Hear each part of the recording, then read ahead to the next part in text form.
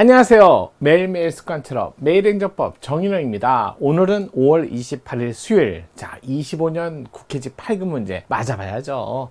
오늘 문제는 판결의 효력입니다. 우리 기본적으로 기판력, 기속력, 형성력. 자, 일단은 판결의 효력은 선고하고 불복 절차를 더 이상 진행하지 않는 기간이 지나야만 확정이란 말을 써요. 확정된 이후에 나타나는 걸 기판력, 기속력, 형성력이라고 하죠. 선고하고 나서 불복 절차를 맞아 진행하게 되면 항소한다든지 상고하게 되면 판결의 효력은 아직 나오지 않습니다. 자, 요거 행정심판의 기속력과 형성력만 있는 심판의 재결의 효력과는 조금 비슷한 듯 다른 듯 요거 한번 살펴보도록 할게요. 자, 문제 볼게요. 판결의 효력에 관한 설명으로 옳지 않은 것은, 물론 정답은 어렵진 않지만 나머지 지문도 다 중요합니다. 한번 기본적인 내용은 살펴보도록 할게요. 자, 판결의 효력. 자, 선고 이후에 일정 기간이 지나면 확정이 됩니다. 보통 민사하고 행정소송은 14일이고요. 형사소송은 7일 정도 지나야만 확정이 돼요. 확정이 돼야만 그 이후에 효력이 발생합니다. 선고에서 효력이 발생하는 건 아니고요. 자, 물론 효력이 발생했을 때 판력. 자, 얘는 행정소송법에는 명문의 규정이 없어요. 명문의 규정은 없습니다. 규정은 없지만 그래도 민사소송법을 준용하기 때문에 인정한다 정도만 하시면 될 것 같고요.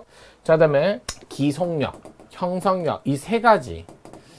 자, 그 중에 기속력, 형성력, 물론 형성력, 자, 기속력, 거부 처분이 취소가 됐을 때 요거 기속력 있죠. 당의 거부 처분의 취지에 따라 취소된 취지에 따라서 재처분 의무, 반복 금지 의무 이런 식으로는 규정이 있죠. 그래서 인용 결정이 있을 때 이렇게 나와요. 그럴 때는 재처분 의무와 반복 금지 의무, 이 두 가지 의무가 생겨요. 이렇게 의무가. 그래서 인용 결정에 거기다가 인용을 하게 된 그 위법, 전제 사유 이유, 그 위법을 하게 된 인용했을 때 그 전제 이유는 위법이죠. 위법의 개별 요소, 여기에까지도 기속력이 미칩니다. 자, 그래서 거부가 취소된 경우는 재처분 의무, 반복 금지 의무, 요게 기속력. 물론 당해행정청뿐만 아니라 다 관련 행정청. 그럼 형성력은 제3자 모두에게 효력이 미치는데 마찬가지예요. 이것도 효력이 미친다. 그러면 기속력과 형성력은 인용 결정과 그 전제 이후에 미친다는 거. 이것도 마찬가지예요. 인용 결정과 그 전제 이후, 한마디로 위법 사유에도 미친다. 자, 인용은 주문, 하지만 기각에는 안 미쳐요. 다만 주문의 기각에는 안 미칩니다. 하지만 기판력은요, 요거는 한번 확정된 재판을 당사자, 소송의 당사자 간에는 다시 소송을 하지 마라. 그래서 한마디로 반복금지, 그 다음에 모순 저촉된 재판을 하지 마라. 이렇게 했는데 반복금지 의무하고, 또 만에 하나 행정소송 말고 민사소송을 한다든지 헌법소송을 한다든지 여러 가지 다른 소송을 할 수 있잖아요. 그럴 때는 모순 저촉되게 하지 마라. 이런 의무가 발생한다는 거죠. 그래서 기판력은 한번 소송을 하게 되면 소송 당사자, 당해 법원, 원고, 피고 이들 간에는 다시 소송을 하지 말라는 거예요. 다시 소송을 하지 말라, 또는 소송을 하게 된다 해도 소송의 주문을 달리하지 마라. 여기에만 미칩니다. 하지만 그 주문을 이유 있게 한 그 전제 사유 이후에는 여기는 안 미칩니다. 그럼 주문이 인용이 됐든 기각이 됐든 여기는 미친다는 거예요. 그래서 소송 당사자 간에 인용이 됐든 기각이 됐든 주문에는 미치지만 그 전제 사유에는 미치지 않습니다 라고 하는 거예요. 그래서 기판력, 기속력, 형성력이라는 거 이렇게 구분해서 나누고요. 솔직히 말해서 매번 시험 문제 나오면 기판력에 관해서는 주문에만, 전제 이후에는 안 미친다. 기속력, 형성력은 마찬가지예요. 재결과 비슷하게 인용 결정, 그 전제 이후, 개별 위법 사유에 미친다. 이렇게 갖고 기속력과 형성력, 특히 거부가 취소됐을 때 기속력, 그다음에 형성력은 제3자 모두에게 미치는 효력, 이 정도만, 그렇게 많이 나오는 영역은 아니에요. 개념상 많은 내용이 있지는 않거든요.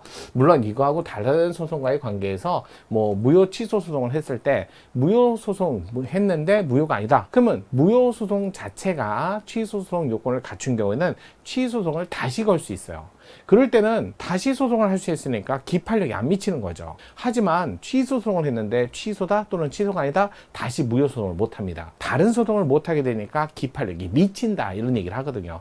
이런 것까지 확대해서 조금 더 익숙해지려면 자꾸 개념을 보셔야 돼요. 다시 소송 못하면 기판력이 미치는 거고, 다시 소송을 어찌됐든 할 수 있게 되면 기판력이 미치지 않는다. 만약 기판력이 미친다면 다른 소송을 하게 됐을 때 전에 있던 소송의 결론을 바꾸지 마라. 모순 저촉 금지 이렇게 나오는 거예요. 자, 옳지 않은 거 했는데, 자 1번 확정 판결의 기판력은 그 판결, 기판력이에요. 판결의 주문에 포함된 것, 즉 소송물, 주장된 법률관계 존부에 관한 판단, 결론 자체만 미치는 것이고 이후에는 위법사유는 미치지 아니한다. 아주 정상적인 지문. 두 번째, 영업 금지를 명한 영업허가 취소 처분 자체가 나중에 소송을 통해서 취소가 사라진 거죠. 원래 침익적인 처분을 대상으로 소송을 하지만 요게 인용돼서 제거가 되면 취소가 되면, 그래서 이거 소급효가 있다는 거예요. 소급하여 효력이 발생하기 때문에 기본적으로 소급한다면 이렇게 되는 거죠. 소급해서 효력이 발생하니까 그러면 처음부터 취소 처분이 없었던 거죠. 소급효가 발생하고, 그러면 처음부터 취소 처분이 없었다는 거예요.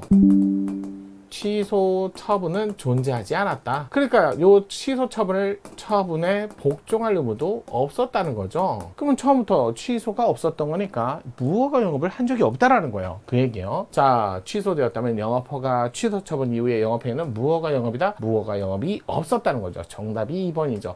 뭐 이거는 솔직히 말해서 판결의 효력이보다는 취소에도 나왔었어요. 직권 취소, 직권 취소. 판결의 효력은 쟁송 취소고요. 그래서 직권 취소도 마찬가지고요. 쟁송 취소도 마찬가지라는 거예요. 취소가 취소되면 소급해서, 침익적일 때는 소급해서, 그런다 해도 당사자 입장에서는 반하지 않는 이유가 침익적이니까, 따라서 무허가 영업을 한 적이 없죠. 그러면 여기에 이행강제금이나 또는 제재금이 나온 것도 돌려줘야죠. 그거는 원래 나와서는 안 되는 무효인 이행강제금 제재니까요. 그런 것도 연이어서 계속 같이 알아두면 좋을 것 같아요. 정답은 2번. 3번 취소 판결 자체의 효력으로서 처분의 행정처분을 기초로 하는 새로이 형성된 제3자 권리까지 당연히는 안 돼요. 왜냐면 이런 거 있잖아요. 소유권 이전 등기가 나중에 취소된 거예요. 그러면 그 소유권 이전 등기가 이전된 걸 이유로 대출 받았다는 거죠. 그러면 소유권 이전 등기가 취소됐을 때 은행과의 대출 관계가 바로 당연히 무효로 되나요? 그렇진 않아요. 그런 다른 관계로서 어찌됐든 영향을 미치는 거죠. 소유권이 있는 걸 전제로 대출을 해줬는데 소유권이 사라졌으니까, 그러면 이제는 뭐 하는 거예요?